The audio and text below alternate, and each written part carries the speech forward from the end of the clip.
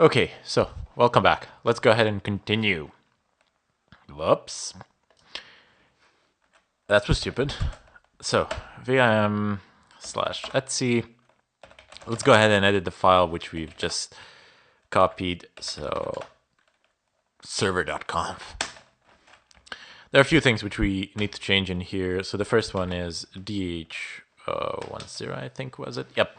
So the Diffie-Hellman parameters. Never could pronounce this right. I'm butchering the name. I know, I understand, but yeah, what can I really do about it? So let's go ahead and change this to 2048.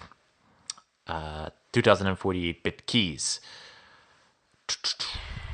I'm looking for 4 and 8, if you're wondering what I'm doing with my keyboard at the moment. Okay, so that's done. 2048. Next up, we need to uncomment a line which says push space redirect. So push redirect gateway def1 bypass DHCP. Yep, that's what we need.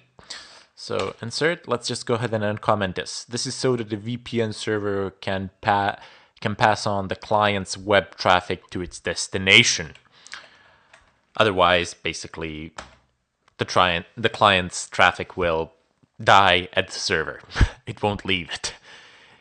So next up, it's push space DHCP dash option, I think. Yep, there we go. So we have the two DNS servers, which we will be utilizing. Okay, so I refer to the public provided by OpenDNS. Yes, these are the OpenDNS servers, which are very secure and very good, I must say. They have fantastic filters, and companies do tend to use them a lot. Privacy and anonymity, I can't really make a comment on that as I really don't know, but I did tell you before when I told you how to swap the DNS servers, how to use the static DNS servers for yourselves, how you should, a general way in which you should choose a DNS server. Anyway, now that we have uncommented these two great lines, let's go ahead, right quit, exit, and we shall echo 1 to the beautiful proc. I wish they had something like proc on Windows sometimes. IPv4, IP underline forward.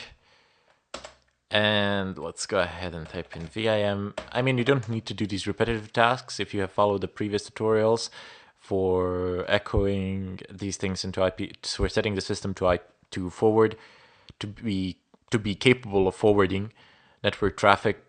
But it does no harm really to echo 1 twice into this. I mean, you're just substituting the value. If you have 1 there already, 1 will get substituted with 1, so no big deal. Let's see, sysctl.conf, and we are looking for our line net.ipv4.ip underline forward. Okay, so let's go ahead and leave this there. So just uncomment it. That's all you really needed to do there. Nothing more. The firewall is configured. This is done. The proxy is installed. And let me just go ahead and check one more thing. I'm not sure if I actually done this in the previous tutorial, now that I come to think of it. Forward policy accept. So make sure the default forward policy is set to accept. I forgot this from the previous tutorial, I wasn't sure. Anyway, let's go ahead and deal with the certificates. So we will need to do this.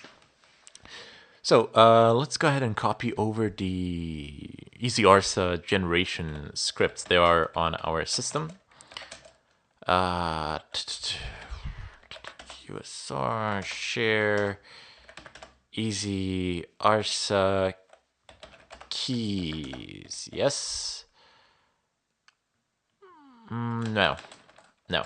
Just EasyArsa and then etc open VPN. That should do it. The sound that you just heard was not a confirmation that something was copied. The sound that you just heard was the system telling me, Ermin, my dear Ermin, you have a billion updates waiting for you. Why, oh why, can you not just update me? Anyway, let's go ahead and continue.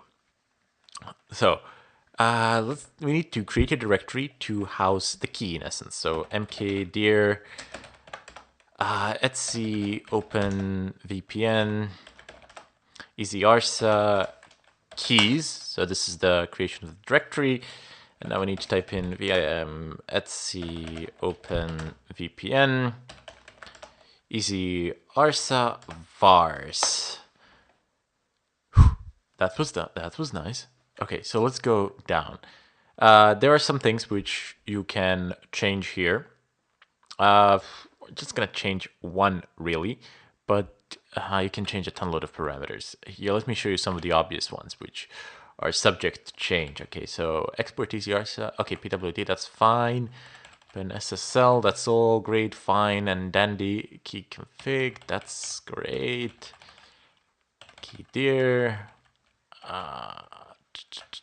Yep, as you can see, export keydir is actually easy-arsa/keys, but easy-arsa is a variable here in this case. So let's go down, export key size, that's fine, 2048. And here we go. So these are some of the obvious things that you can change for your certificate. You can set the country, the province, city, or some organization, mail. And I have no idea what this is, like my organizational unit. So you can, these are arbitrary, so you can set these pretty much to whatever you like, technically speaking. This is what I would like to change here. The key name is also arbitrary. Let's name it server. Very innovative. If you put it to something other than server, as it is arbitrary and you are entitled to it, make sure that your changes here reflect the changes throughout the tutorials, because I don't know how many changes I will make in advance. So just remember the name. That's all fine and dandy. Let me just go ahead and write and quit. Next up, we will need to actually go ahead and generate the certificate, and this might take a while. So let me just show you something. app-get install htop. And htop, this is like one CPU core, and take a look at the amount of RAM that's available. Now, let me just go ahead and do something else. Okay, this is the previous IP address. I don't really have this one.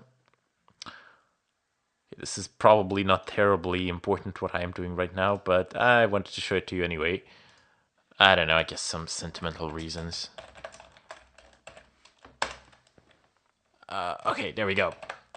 So I'm connected again to the same server, just via a different terminal. You can have multiple SSH connections coming in from the same place, so that's fine. The CPU usage basically is practically idle at the moment, and memory, it's like 52 megabytes out of 400 out of the entire 494. But now I need to generate the certificate. So if I type in open, of course, this part here, this is not something that you need to do. This is just something that I'm doing as a demo.